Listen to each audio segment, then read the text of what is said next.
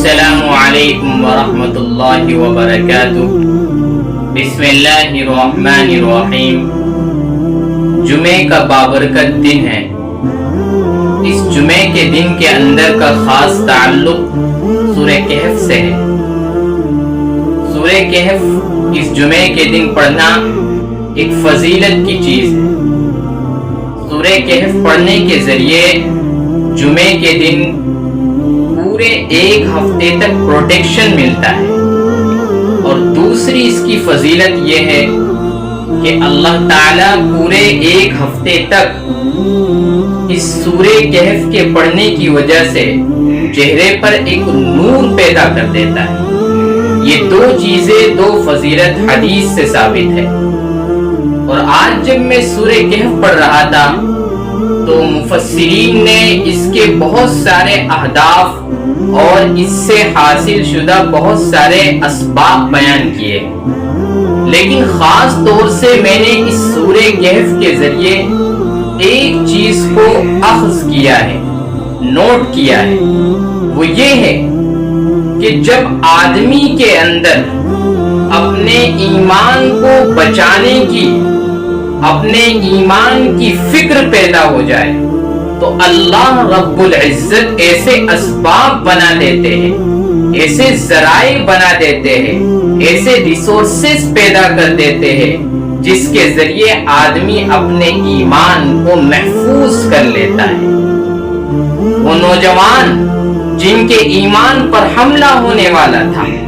جن کو اصحاب کہف کے نام سے جانا جاتا ہے، ان کے ایمان پر دقیانوسی ظالم بادشاہ نے حملہ کیا تھا، تو انہوں نے اللہ رب العزت سے مدد مانگتے ہوئے غار میں اپنے آپ کو چھپا لیا۔ یہ بات یاد رکھیے، یہ اس سے ہمیں سبق ملتا ہے کہ آپ چاہے کتنے بھی اندھیرے میں ہو،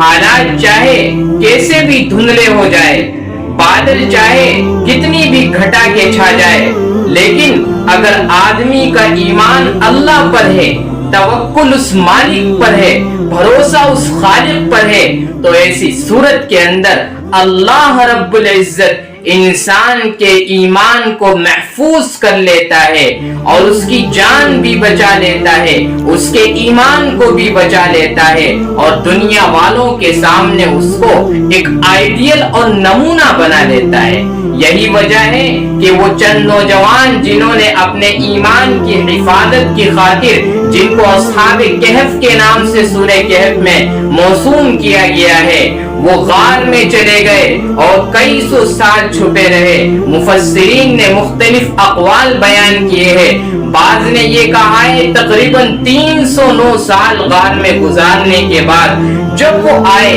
تو ان کا ایمان محفوظ تھا، ان کا اللہ پر توکل تھا، اللہ پر بھروسہ تھا، تو اللہ رب العزت نے ان کے اللہ پر ایمان اور بھروسہ کرنے کی وجہ سے ان کے ایمان کو محفوظ کر کے ان کو دقیانوسی ظالم حاکم بادشاہ سے بچا لیا، اور اس کے جبر سے، اس کے ظلم سے، اس کے استبداد سے محفوظ کر لیا۔ اس لیے اس سورہ کہف کو پڑھے، اس کے ترجمے کے ساتھ پڑھے، اس کے ٹرانسلیشن کے ساتھ پڑھے، اس کی تفسیر کے ساتھ پڑھے۔ اس کے پڑھنے کے نتیجے میں آپ اس موجودہ دور کے اندر جو طرح طرح کے فتنے پھیل رہے ہیں ان فتنوں سے محفوظ ہو جائیں گے۔ اس سورہ کہف کے اندر فتنوں سے محفوظ کیا گیا ہے ایمان کے، اس سورہ کہف کے اندر فتنوں سے محفوظ کیا گیا ہے مال کے، اس سورہ کہف کے اندر وہ واقعہ بیان کیا گیا ہے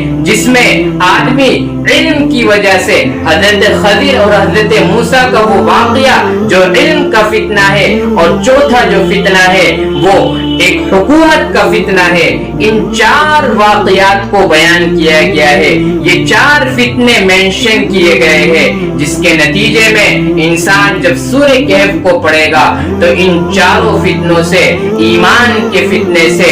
مال کے فتنے سے، علم کے فتنے سے، حکومت کے فتنے سے محفوظ ہو جائے گا اور اللہ رب العزت کی نگاہ میں وہ مقبول ترین بندہ ہوگا اور اللہ رب العزت کے ہاں اس کے لیے مقام علیین میں جگہ نصیب ہوگی۔